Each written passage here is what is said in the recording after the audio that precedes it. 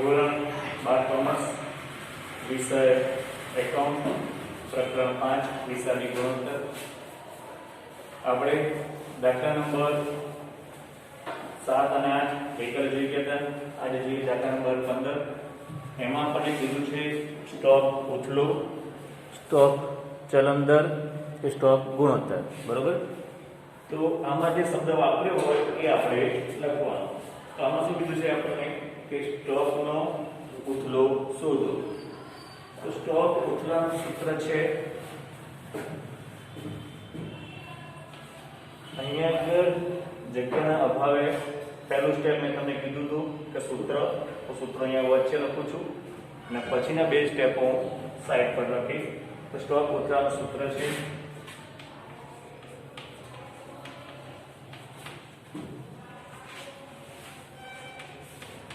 સ્ટોકનો ઉથલો બરાબર વેચેલ માલની પડતર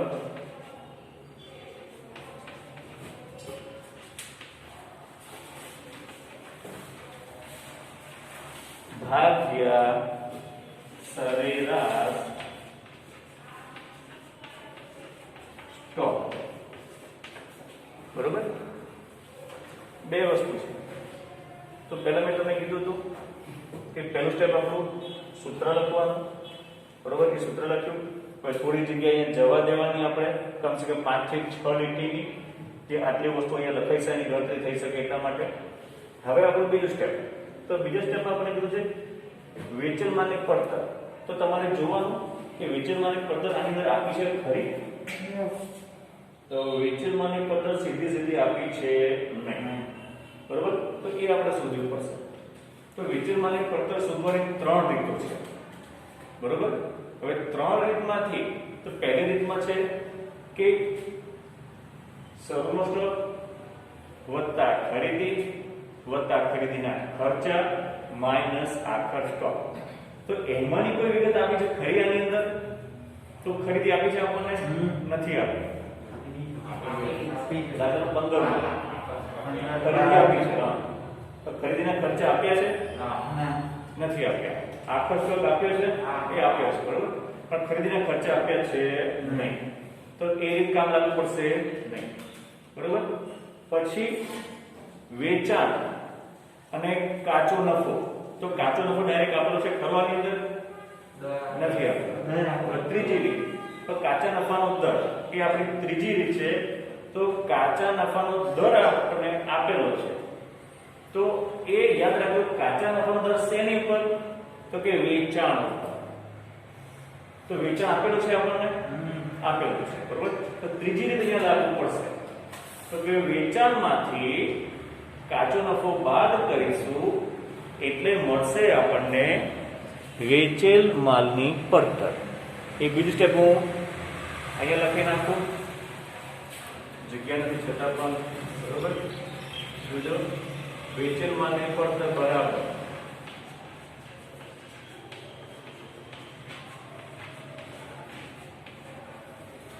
વેચાણ માઇનસ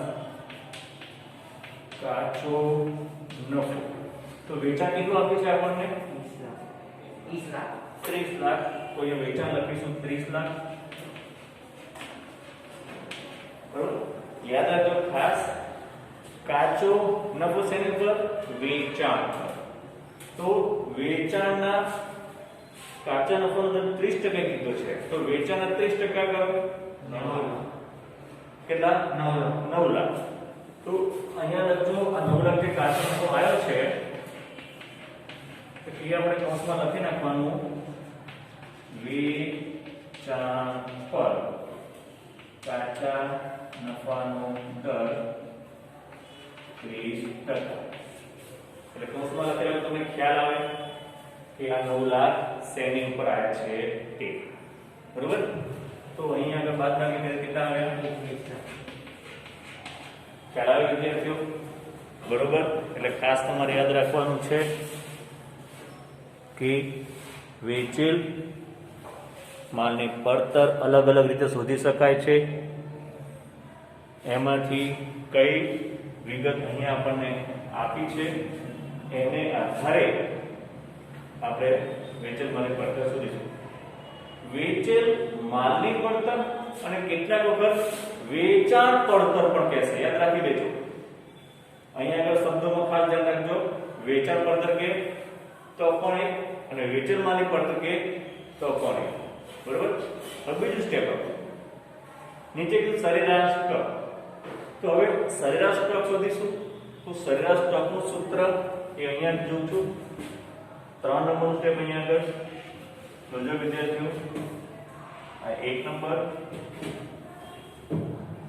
આ 2 નંબર અને 3 નંબર અહીંયા આગળ સરેરાશ સ્ટોક.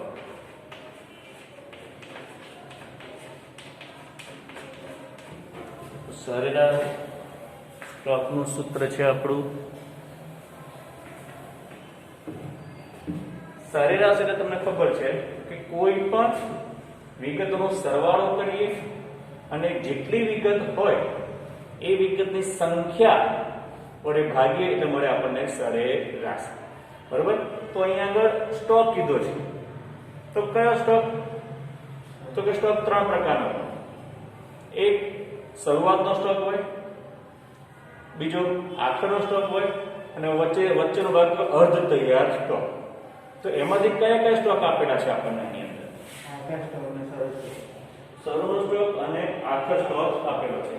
બીજો કોઈ સ્ટોક આપ્યો છે નહીં. તો એનું સૂત્ર લખી નાખીશું અહીં આગળ.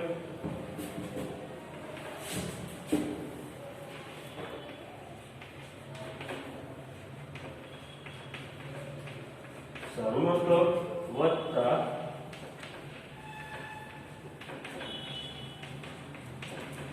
આખરનો સ્ટોક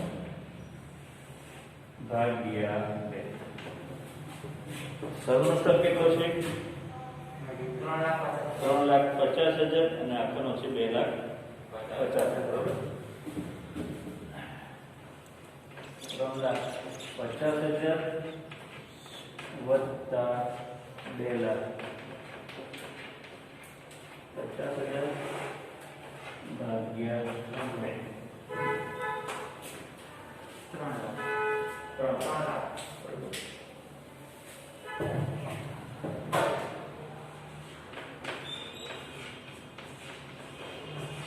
બરોબર? આપણને આ મળી ગયો સરેરાશ સ્ટોક. એટલે સૂત્રમાં જોઈતી બંને વિગત આપણને મળી. બરોબર? જોઈ લો વિદ્યાર્થીઓ એકવાર.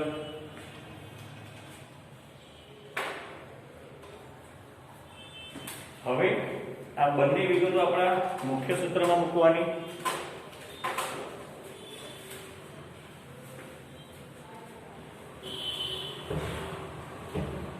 અહીં આગળ આપણે વેચાણ માલની પડતર કેટલી છે? 21 લાખ.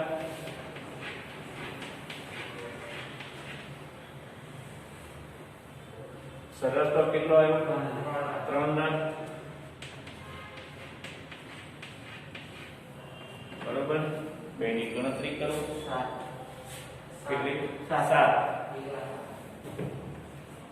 હવે જુઓ, જ્યારે ઉથલો શબ્દ આવે યાદ રાખજો. દેવાદારનો ઉથલો આવશે, લેણદારનો ઉથલો આવશે, સ્ટોક ઉથલો આવશે. એટલે ઉથલો શબ્દ આવે તો એનો જવાબ તમારે વખત લખવાનો કે વાર. વખત કે વાર. તો આની પાછળ લખી નાખવાનું 7 વખત કે 7 વાર. બરોબર? જોઈ લો એકવાર.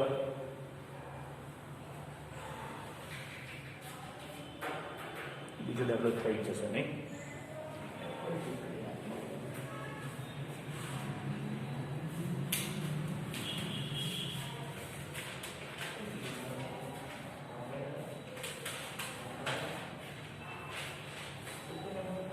ચલો દાખલા નંબર 16 ગણી નાખીએ. 9 લાઈન સે કરવાની લાઈન. ચલો દાખલા નંબર આપણે 16 ગણીએ હવે. બરોબર?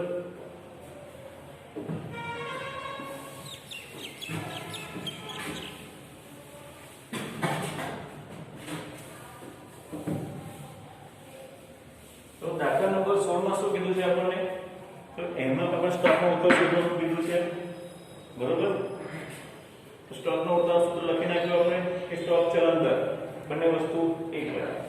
હવે અહીંયા કે વેચાણ માલની પડતર તો મેં પહેલેથી કીધી હતી તમને, બરોબર? તો વેચાણ આપેલું છે માઈનસ વેચાણ માલ, સોરી, વેચાણ માલની પડતર શોધવા માટે આપણે કઈ વસ્તુ જોઈએ છે? શરૂનો સ્ટોક વત્તા ખરીદી આપેલી છે વત્તા ખરીદીના ખર્ચ આપેલા છે વત્તા મજૂરી આપેલી છે માઈનસ આખા સ્ટોક. તો વેચાણ માલની પડતર શોધવા માટે શરૂનો સ્ટોક વત્તા ખરીદી વત્તા ખરીદીના ખર્ચ વત્તા મજૂરી માઈનસ આખર સ્ટોક, બરોબર? તો અહીંયા આગળ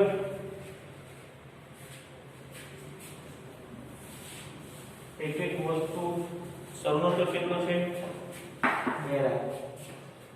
2 લાખ.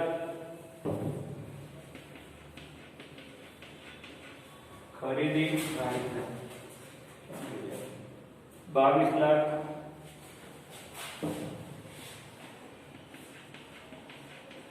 વત્તા ખરીદીના ખર્ચા 1 લાખ.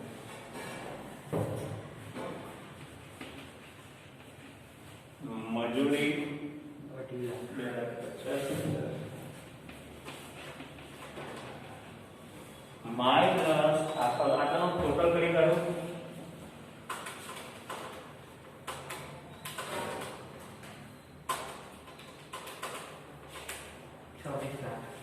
26 લાખ.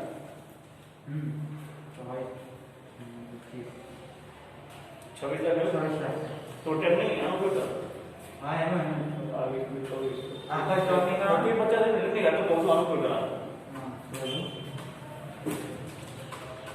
2750, બરોબર? હવે આમાંથી આપણે આખો સ્ટોક બાદ કરવાનો. આખો સ્ટોક કેટલો છે? 1,50,000. બાદ કરો એટલે મળશે આપણને વેચાણ માલની પડતર 26 ને, બરોબર વિદ્યાર્થીઓ? એટલે વેચેલ માલની પડતર મળી ગઈ આપણને 26 લાખ. હવે સરેરાશ સ્ટોક, તો સરેરાશ સ્ટોકની અંદર સરેરાશ સ્ટોક કેટલો દીધો છે? 2 લાખ. બરોબર? સરેરાશ સ્ટોક અહીં અંદર 2 લાખ વત્તા આખો સ્ટોક કેટલો દીધો છે? 1,50,000.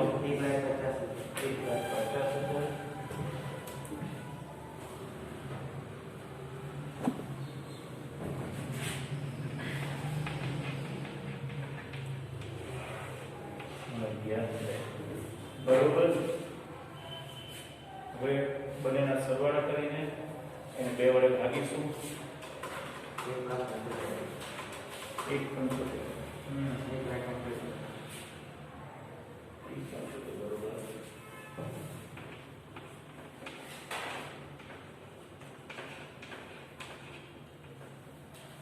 જોઈ લો વિદ્યાર્થીઓ એકવાર.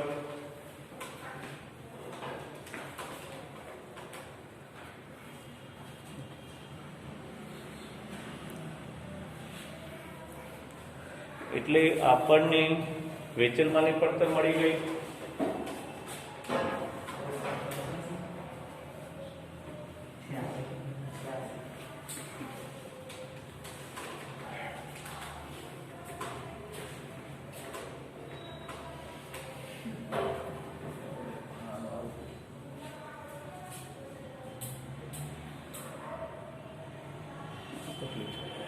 બરોબર? હવે બંને વિગતો આપણને મળી ગઈ છે, એને આપણે સૂત્રમાં મૂકીશું. 24 લાખ. એટલે 14.86. હવે અહીંયા આપણે વેચાણમાંની પડતર કેટલી મળી આપણને? 26 26 લાખ. લાખ ભાગ્યા 1,75,000. 75,000 શું લખવાનું? વખત P1 બરોબર. તો ઉતરો. તો આવી રીતે તમારે સ્ટોકનો ઉતરો શોધવાનો છે.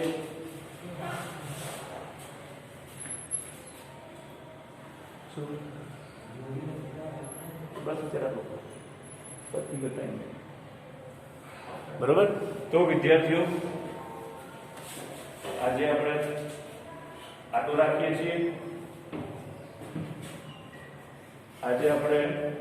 રાખીએ છીએ. ખ્યાલ આવ્યો? તમારે આની અંદર માત્ર 4 સૂત્ર કરવાના છે આ ચેપ્ટરની અંદર. એક, ચોખ્ખા નફાનો ગુણોત્તર શોધવાનું. બરોબર. બીજું, ચાલુ મિલકતો અને પ્રવાહી મિલકતો અને દેવાદ અને લેણદારનો ગુણોત્તર. સ્ટોકનો ઉત્સવ શક્યતા ઓછી છે. આ પીરિયડમાં આપણે આટલું રાખીએ છીએ.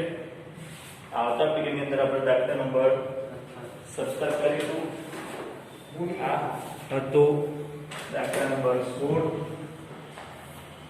બે દાખલા કર્યા આપણે, દાખલા નંબર 15, દાખલા નંબર 16. દાખલા નંબર 17 આવતા પીરિયડમાં ગણીશું. જોઈ લો એકવાર વિદ્યાર્થીઓ.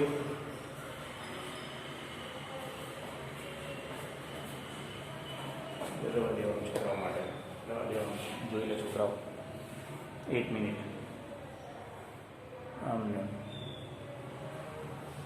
બરોબર. આજનું તમારું હોમવર્ક છે. ગયા વખતના આપણે જે દાખલા ગણી ચૂક્યા હતા એના સૂત્રો તૈયાર કરવા. કયો? ચોખ્ખા નફાનો ગુણોત્તર, ચાલુ મિલકત ગુણોત્તર, પ્રવાહી મિલકત ગુણોત્તર અને સ્ટોકનો ઉથલો. 4 સૂત્રો થયા. બરોબર વિદ્યાર્થીઓ. તો આ 4 સૂત્રો તમે બને ત્યાં સુધી લખીને તૈયાર કરશો તો સારું. આ ચેપ્ટરની અંદર માત્ર સૂત્રો તૈયાર કરવાના છે. સૂત્રો તૈયાર કરશો એટલે આ ચેપ્ટર આવડી જશે વિદ્યાર્થીઓ. બરોબર વિદ્યાર્થીઓ. આજે આપણે આટલું રાખીએ છીએ.